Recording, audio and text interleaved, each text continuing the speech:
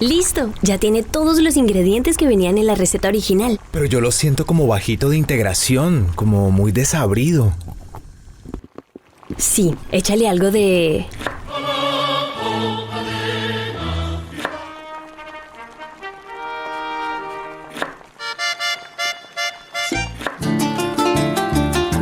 ¡Listo! Esto ya está.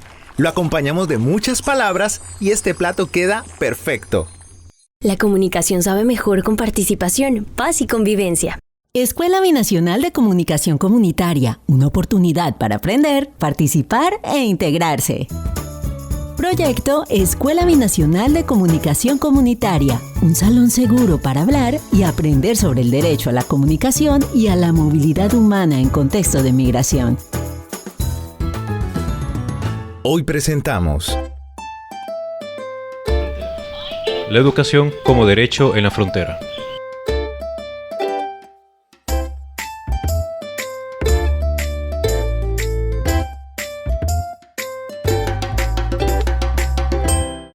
Saludos amigos y amigas de la frontera, sean bienvenidos y bienvenidas a este programa. Soy Yoslaini Torrialba y aquí conmigo se encuentra Melvin Niño. Muy buenas, ¿qué tal a todos? Es un gusto volver a estar aquí con todos ustedes.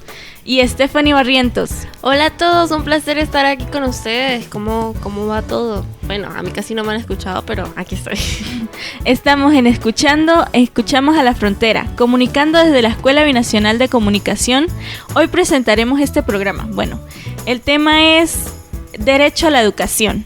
Dime, Stephanie, ¿qué es el derecho a la educación? Bueno, Yoslaini, el derecho a la educación es un derecho que tiene toda persona a recibir una educación de calidad y a oportunidades de aprendizaje a lo largo de toda su vida. Bueno, este tema es un poquito complicado dada la situación frontera que vivimos. Podemos decir de que muchos de los jóvenes que hoy en día estudian aquí van para San Antonio o para Cúcuta para ir a obtener mejores oportunidades de educación. Sí, digamos que el nivel educativo entre Venezuela y Colombia está entre una balanza de mucha diferencia y pues por ende muchos padres prefieren que sus hijos estudien en Colombia, en la frontera. Eso ha tenido un poquito de complicaciones a lo largo de los años debido al tema migración y todos los papeles que hay que sacar para tener una educación plena en Colombia y aún así que hayan problemas. Es difícil, aún así a pesar de todo es difícil. Y bueno, compañeras, antes de entrar en el tema sobre la educación fronteriza, podríamos decirlo, también no estaría de más hablar sobre cómo lo hemos vivido nosotros, ¿sí? En el sistema educativo de nuestro país. Cómo ha sido lo que hemos vivido, cada uno de nosotros. Y yo creo que es algo que se ha notado bastante y ha comenzado principalmente cuando comenzó la pandemia, de que algo que nos ha hecho darnos cuenta de cómo ha estado la educación hasta el día de hoy, porque aún nos sigue afectando. ¿Qué opinas tú, Yoslaini? Bueno, se podría decir de que en lo personal siento que la educación venezolana es bastante deplorable. Dado los salarios mínimos, todo este tema de las materias y cómo las han cambiado a lo largo de los años para que sea más acorde a lo que el gobierno quiere. También cómo los profesores, a falta de motivación por sus salarios, pierden la vocación para enseñar a los jóvenes. Y también desde pandemia con las clases virtuales, después que vinieran los 2 días de clase, saber que muchos de los profesores se han ido. Sí, Yoslaini, yo tengo como una experiencia más cercana, digamos, al caso de los profesores.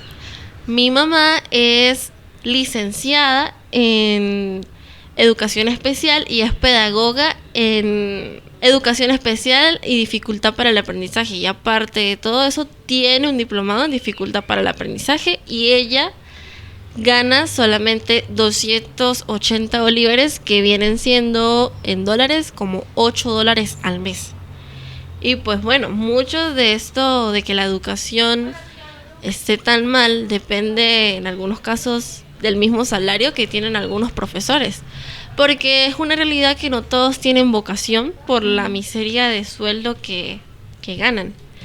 Y mi mamá siempre me cuenta que hay muchos niños, por lo menos justo ayer me estaba contando, que hay un niño de 4º grado que a duras penas se sabe las vocales. Entonces nos podemos dar una idea de cómo está en la actualidad el sistema educativo venezolano.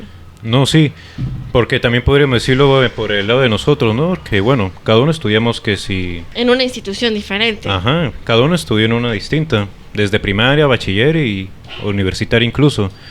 Pero en cada una de ellas hay como algo que siempre se repite, de que habremos visto cantidad de profesores, pero siempre son que se pueden contar con los dedos de una mano, los que en verdad parecen profesores de vocación. Los que, díganse, de los que se aprende, y los que tienen vocación. Ajá, exacto, o sea, de los que de verdad parecen de que sí están interesados que sí en repartir la materia, digamos, en educarnos. En cambio hay otros de que ya es que ni siquiera tienen la motivación, es que ni por eso, ni siquiera por el salario. Es que con lo poco que ganan, claro, no es justo porque realmente cuando uno hace algo no lo hace por lo que gana, sino que el trabajo de ellos también es difícil. Exactamente. También tiene que ver muchos maestros que no tienen falta de la vocación, es porque no han tenido otra oportunidad de estudiar lo que a ellos les apasiona. Exacto. Eso también falla en las universidades, por ejemplo, de Rubio, de San Cristóbal, que o es muy caro o las públicas no tienen la materia y es muy difícil conseguir esas oportunidades. Hablemos en el caso de nosotros nos encontramos en Táchira. Aquí en Táchira solo hay unas carreras, no todas las carreras están a disposición de todo el mundo. Por lo menos en mi caso, yo quería estudiar bioanálisis o lo que en Colombia se llama bacteriología. Pero aquí en Táchira no la hay, eso lo hay es en el resto del país y por ende alquileres y todo es muy costoso. Por ejemplo, yo quería estudiar diseño gráfico, el precio de la universidad era exorbitante, era muy difícil para mí tener esa oportunidad y tampoco contar con un programa de becas que también es tan importante como lo hay en otros países, por ejemplo en Colombia.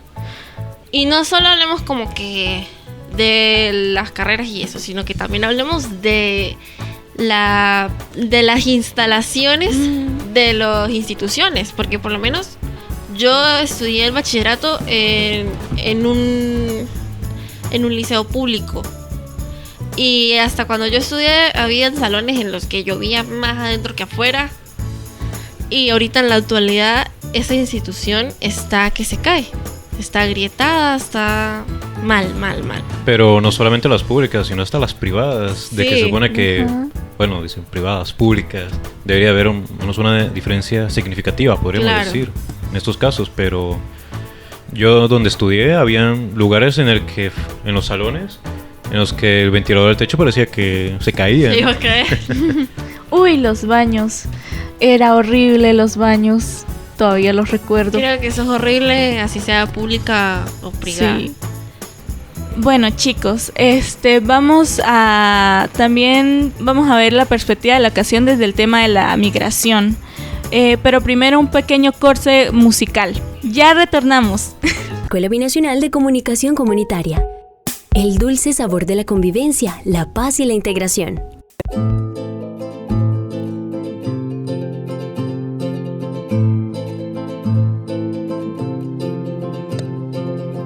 En esta ocasión ando un poco confundido, pues desde pequeño siempre me han repetido que para ser grande en la vida hay que estudiar, que es el mejor legado que me pueden dar.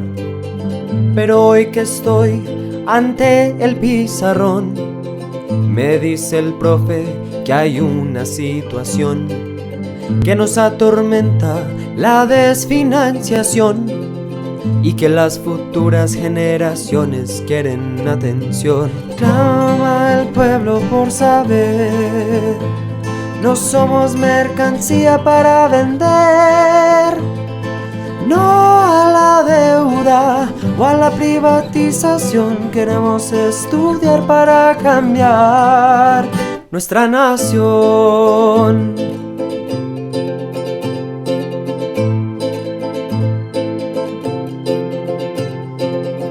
¿Qué pasará con el niño sin recursos? El que de entrada ya está fuera de concurso, el que sus padres apenas tienen para comer, porque el Estado ahora se niega a proveer, porque preferimos ahogarnos en la guerra, financiando a los que desangran nuestra tierra. ¿Acaso no es más fácil comprar cuaderno y lapicero que mantener los fusiles y morteros? Clama el pueblo por saber, no somos mercancía para vender. No a la deuda o a la privatización, queremos estudiar para cambiar. Clama el pueblo por saber, no somos mercancía para vender. No a la deuda o a la privatización, queremos estudiar para cambiar. Queremos estudiar para cambiar. Queremos estudiar para cambiar. Aquí escuchamos, allá impactamos. Escuela Binacional de Comunicación Comunitaria. Bueno, retornando otra vez con el programa después de ese pequeño espacio musical, vamos a dar algunas opiniones sobre la migración en la educación. Vamos, Stephanie, ¿qué tienes para nosotros? Bueno, Yoslaini, los niños migrantes venezolanos tienen los mismos derechos de asistir a la escuela que los niños colombianos. Sin embargo, por desconocimiento, economía y otros factores, muchos se encuentran desescolarizados. En Colombia, la educación para los niños migrantes venezolanos es una de las peticiones más requeridas por esta población, que continúa llegando al país por la crisis en Venezuela. De acuerdo con el Ministerio de Educación de Colombia, alrededor de unos 600.000 niños venezolanos han accedido al sistema escolar. Esa información es bastante fuerte. Realmente no conozco en lo personal a ningún niño inmigrante que estudie... Sí conozco, mi primo. Él empezó a estudiar antes de la pandemia. Y sí me ha contado que ha sido bastante difícil ser un inmigrante en Colombia, y aparte estudiar con niños mayores que él, porque en la educación colombiana a él lo subieron un grado por inteligencia, y ver que no tenía amigos y que estaba solo y todo el mundo lo rechazaba por ser venezolano ha sido muy fuerte para él. Eso es algo que puede afectar bastante a uno, esto de tener que, ya no por querer, sino ya por necesidad, tener que estudiar en otro sitio que no está acostumbrado. La educación en la frontera en Colombia no viene antes de la pandemia, sino viene mucho antes, muchos años atrás. Por lo menos cuando la frontera estaba cerrada, ya había niños que estudiaban allá, niños o personas de San Antonio que estudiaban allá, y para poder estudiar pasaban por las trochas. O sin embargo, en algunos casos abrían el puente solamente para que esos niños fueran a estudiar. Exactamente, pero también hay que tener en cuenta de que esto de la educación fronteriza siempre ha estado presente entre nuestros dos países, pero debido al lamentable decrecimiento que ha ocurrido en la educación en estos últimos tiempos en nuestro país, pues ha llevado a generar de que más personas venezolanas quieran estudiar en instituciones educativas colombianas en vez de estar en las nuestras, pues, ya sea por la situación que se presente, en su situación que si económica, que si social y todo lo que conlleva tener que ir a estudiar en otro sitio que ni siquiera es en el país propio. Pero bueno, queremos recordar de que el derecho a la educación es un derecho universal y de que cada persona debe tener la capacidad de poder educarse en el ámbito que él desea. Y nosotros, desde la comunicación, queremos promover este derecho para todos y todas. Bueno, chicos, se nos está ya acabando el tiempo. Gracias por estar aquí hoy. Tenemos que tomar conciencia de la educación migratoria y cómo esto ha afectado a muchos niños hasta la actualidad. Ajá. También de no desanimarse por la situación que se está presentando hoy en día, sino seguir esforzándose para tener una educación digna. Y claro que sí, el derecho a la educación es algo muy importante que, como nos hemos dado cuenta, rompe fronteras y que, aunque sea difícil, no se le niega a nadie. Y bueno, chicos, llegamos al final del programa y recordemos que este es un espacio apoyado por la UAT y con la participación de la Radio Impacto Estéreo de Villa del Rosario y la Asociación Civil Escuchamos. Un placer estar aquí con ustedes. Hasta la próxima. Chao, Hasta la próxima. Hasta Chao, la chao. próxima. Chao. Esta producción es dirigida por la emisora comunitaria Impacto Estéreo en alianza con la Asociación Civil Escuchamos, con el aporte de la Asociación Mundial para la Comunicación Cristiana, UAC.